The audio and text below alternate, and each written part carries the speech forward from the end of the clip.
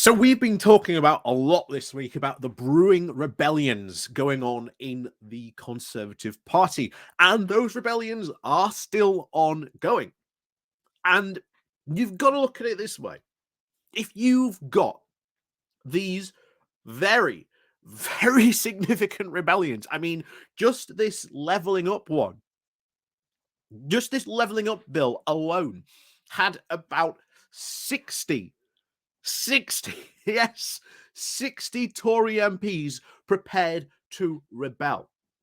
And they have been going after concessions mainly around the building of houses. They want a decommitment, shall we say, of rather they have to build these 30,000 new homes.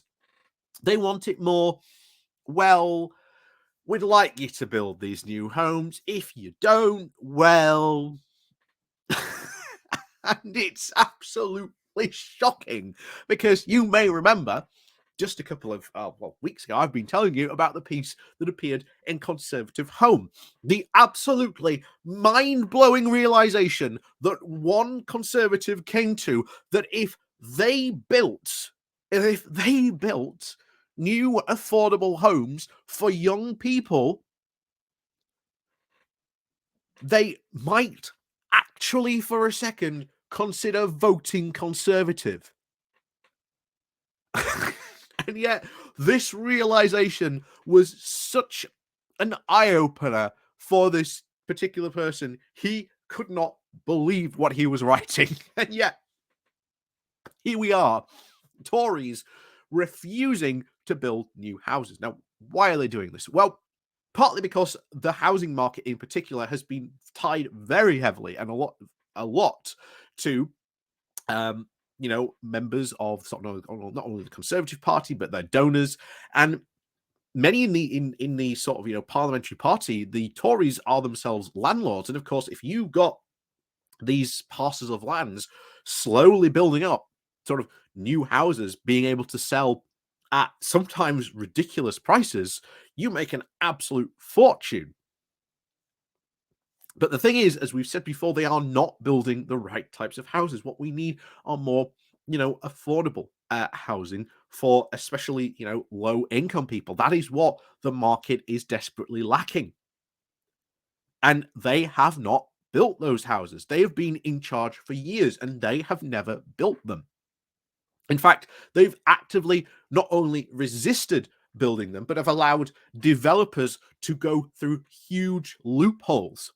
So, for example, a development might only have to build maybe 17% of its land to, these low income social housing lets.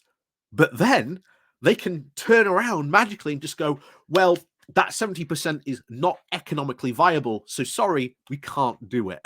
And as a result, you have had these big housing developments meant to have been, at least some of them, dedicated towards building these social housing, but that hasn't happened. And there have been a lot of shenanigans and careful tricks that these developers have employed for years doing this. Sometimes even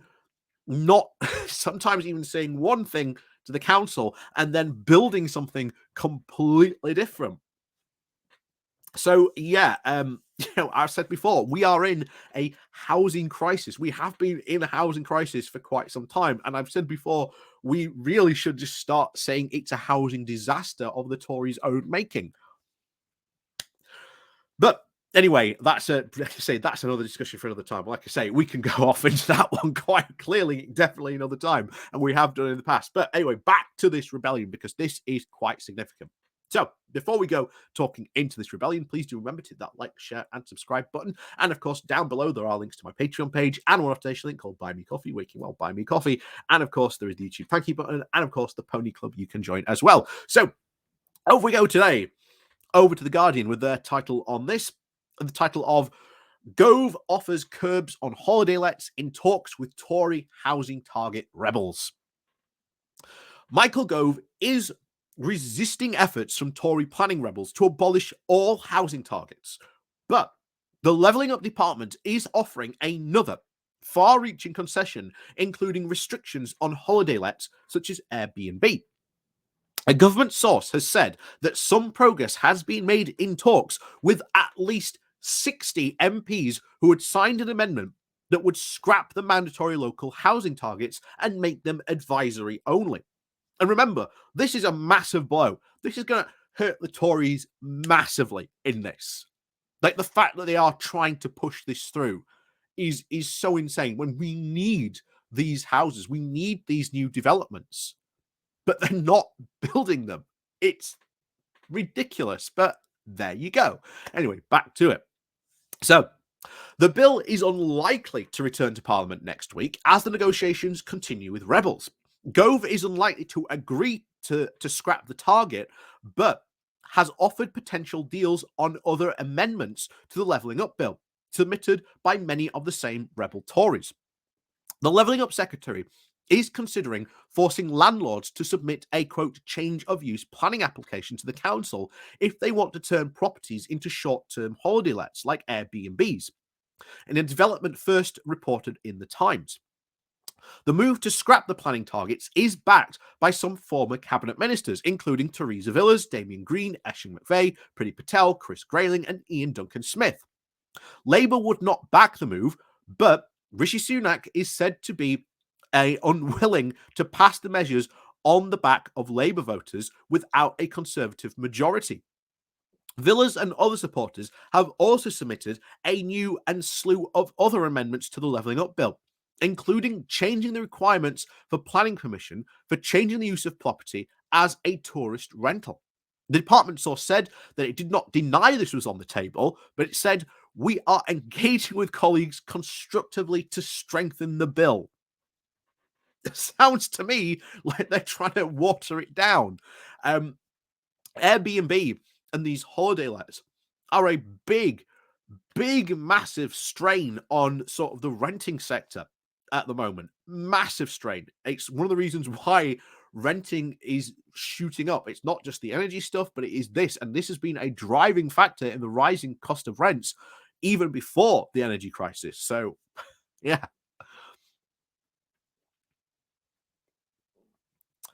Other amendments submitted by Villas include a changing the statutory limit for starting developments after planning permission from 2 years to 1, and given new powers to revoke planning permission for developers who have not started construction. MPs who have seen Gove said that there was an area for agreement within the government, saying, "I don't think we are particularly far apart on those things. It's about the right development in the right place," one said. Another said that land banking was the main area of concern, suggesting that many rebels could live with the changes if targets were not abolished. "We are still negotiating and we have some days left, but land banking is a big issue for me." And that is at least good that they are at least tackling that land banking issue, because that is a significant problem when it comes to it. Another amendment would require the Secretary of State to review potential financial incentives for brownfield and green development settlement places. The vote on the report stage of the Levelling Up bill was pulled back last week as the government scrambled to find a compromise. This row is awkward for Sunak, who had promised in his Tory leadership bid to relax the 5-year land supply rule, which determines whether there had been enough sites allocated for development, and also stop local authorities requesting changes to greenbelt boundaries. Sunak is also facing another 2 separate rebellions on the development of onshore wind, led by the former Levelling Up Secretary Simon Clarke, who has tabled an amendment to lift the de facto ban. But John Hayes, an MP and close ally of the Home Secretary, Suella Braverman, has threatened to mount a counter-rebellion with the support of at least 19 MPs to stop further development of onshore wind. The government has signalled it is likely to try and find a way to relax some of these onerous planning laws on onshore wind in a concession to Clarke, but will probably announce its own route to doing so rather than accept his amendment. His amendment has been backed by a number of high-profile supporters, including former Prime Minister Boris Johnson and Liz Truss, as well as the ex-Chief Whip Wendy Morton. So this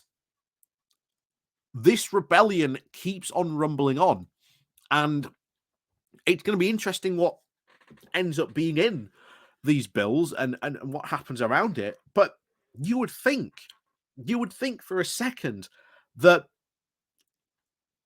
they'd want this, because one of the things that again, if you sort of look at what conservatives sort of talk about and in their own sort of circles, they talk about home ownership being like a key to people voting Tory. That if people have and own their own home, they're more likely to vote Tory. So you would think maybe they would build this, but of course not. This is why that revelation in the again the conservative home piece was so funny to read. If we do things for people, they might vote for us. What magic is this? you know.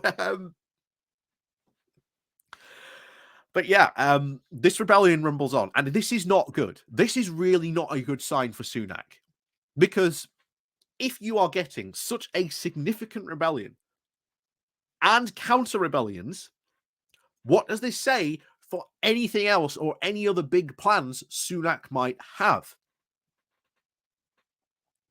This is why I've been saying he is becoming very, very quickly a lame duck prime minister who will be unable to do anything because he is too scared he might have a significant rebellion on his hands. And remember, most Tories are now very well aware they're going to lose the next general election. So why do I have to be loyal to Sunak? Why not try and get whatever I can to make sure that maybe I might keep my seat?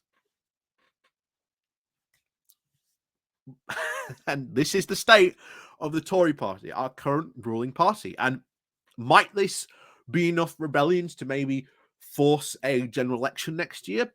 Potentially. I still think that's on the cards. I do not think Sunak can last 2 years to the next general election. I really do not think he can.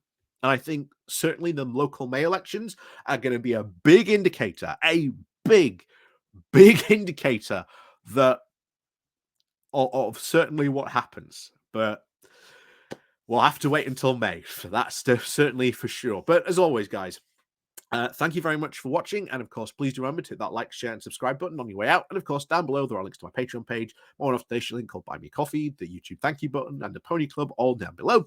So as always, guys, thank you very much for watching. And of course, we'll see you all next time.